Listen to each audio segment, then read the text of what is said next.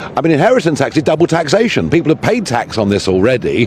Why on earth, when they die, should they be taxed again? We would get rid of inheritance tax. It's a really nasty tax, and it hits people at the most unpleasant part of their life. They just lost their parents, and suddenly the taxman's after them. So we would get rid of inheritance tax, and I've said that very, very clearly. In terms of farming itself, we haven't really quite readjusted from the fact we've left the European Union. You know, we are now in charge of our own agricultural policy. Now, under the Conservatives, it was build back beaver. It seemed that the Conservatives want to reintroduce beavers and wolves and haven't really thought at all about food production. So food production has to be at the top of the list. Hence, that's why it's Pancake Day and why they're here. The other thing I would say is I just don't want to see our farmland covered in ghastly solar farms, all produced in China, with battery storage systems, many of which are now totally unsafe. So let's farm our land, let's do it to produce food. That's got to be the primary goal. And I think we've lost sight of that since Brexit. It's just absolutely ridiculous what Kia's doing. He's killing the industry, killing the country. Yeah, he's just doing me head in. And where are you from? Yorkshire. Yorkshire. And your name? Ben. Ben, lovely to meet you. Nice to Now, you. have you been in farming for a long time? All my life, yes. My wife, my daughter, my mum. So we've got 3 generations Oh, here. lovely to meet you. This is your mum? Yeah. So you've been in farming as well. It's a generational thing. Yep, we got the 5th generations down there.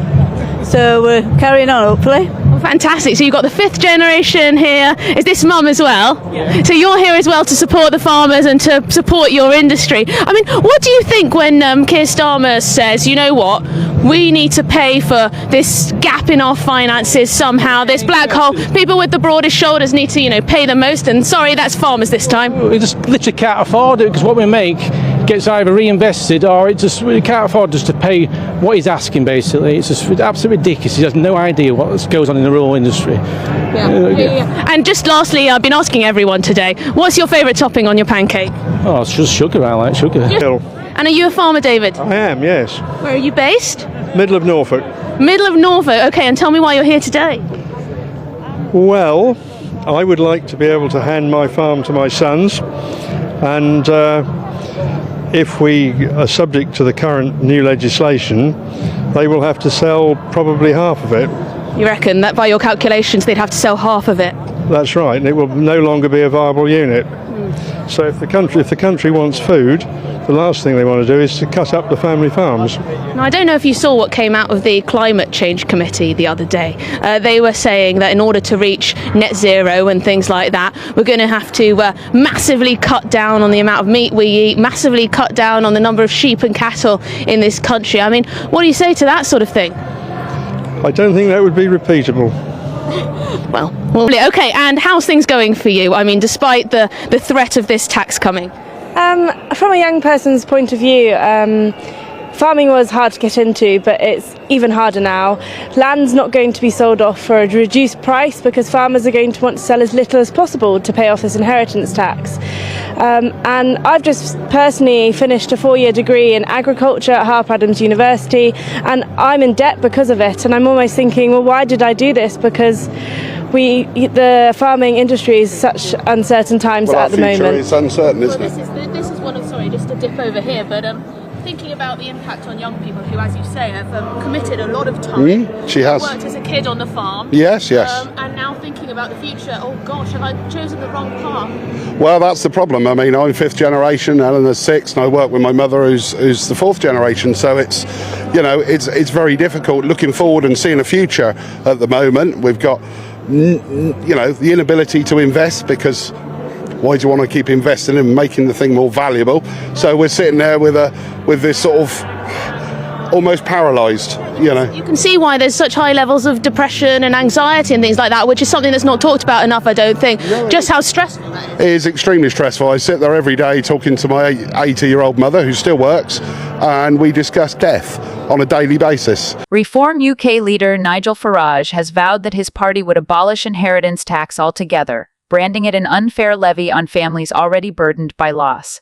Speaking at a farmers' protest in central London, Farage condemned the tax as double taxation, arguing that individuals had already paid tax on their assets before death. Inheritance tax is double taxation. People have paid tax on this already. Why on earth, when they die, should they be taxed again? The Clacton MP told GB News. We would get rid of inheritance tax. It's a really nasty tax, and it hits people at the most unpleasant part of their lives. They've just lost their parents, and suddenly the taxman is after them. Farage's remarks coincided with a significant demonstration outside Parliament, where farmers rallied against Labour's inheritance tax policy, which they claim threatens the survival of family-run farms. The protest, dubbed the Pancake Day Rally, was organised in response to the Labour government's decision to introduce a 20% inheritance tax rate on agricultural land and businesses valued at over £1 million. The measure, included in Chancellor Rachel Reeves's budget last October, is set to take effect in April 2026. The policy has sparked widespread criticism from opposition parties, with the Conservatives and Reform UK branding it an assault on hard-working farming families. Critics argue that the move will force generational farms to sell off land just to meet tax obligations, leading to irreversible damage to the rural economy. The consequences of this policy will be devastating, said one farmer at the protest. Labour is penalising those who have worked their whole lives to pass something on to their children. It's an attack on our way of life. Despite the backlash, the Labour government has defended the tax as a necessary measure to ensure fairness within the tax system. A Treasury spokesperson described the policy as a fair and balanced approach, claiming it targets wealth concentration while still allowing exemptions for smaller landowners. Inheritance tax has long been a contentious issue in British politics, with advocates arguing it redistributes wealth and prevents excessive accumulation among the privileged. However, opponents like Farage see it as an outdated and punitive system that unfairly punishes the bereaved, with Reform UK positioning itself as the champion of taxpayers and small business owners. The issue is set to become a key battleground ahead of the next general election.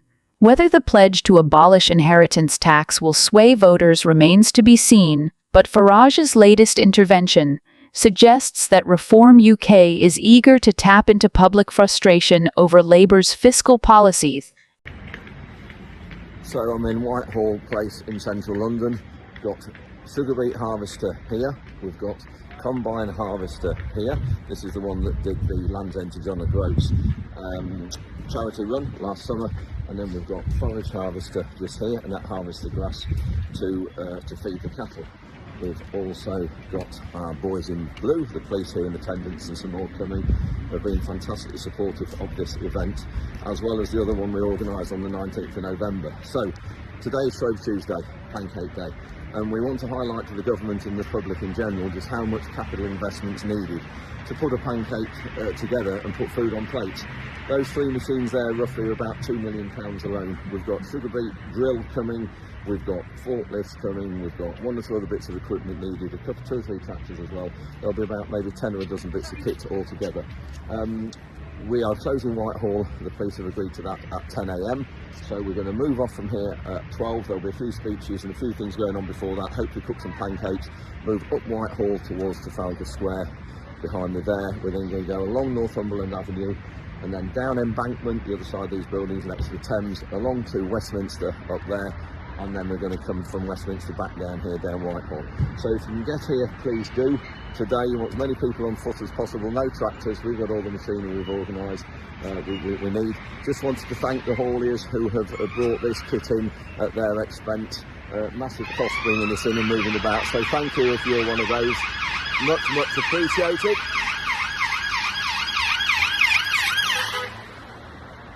And so greatly appreciated if you're one of those, thank you. The other thing I want to highlight is the whole of this amnesty we're looking for. We're looking to for the old elderly and also the people who are poorly, that we need a year's amnesty to get farms and things transferred. It's not right that on October the 30th that any plans anyone made completely changed overnight on inheritance, and so we want an amnesty as well. That's part of this process as well. So thanks very much for listening to this. If you're coming here today, it'd be great to see you, and hopefully you're going to have a fantastic day.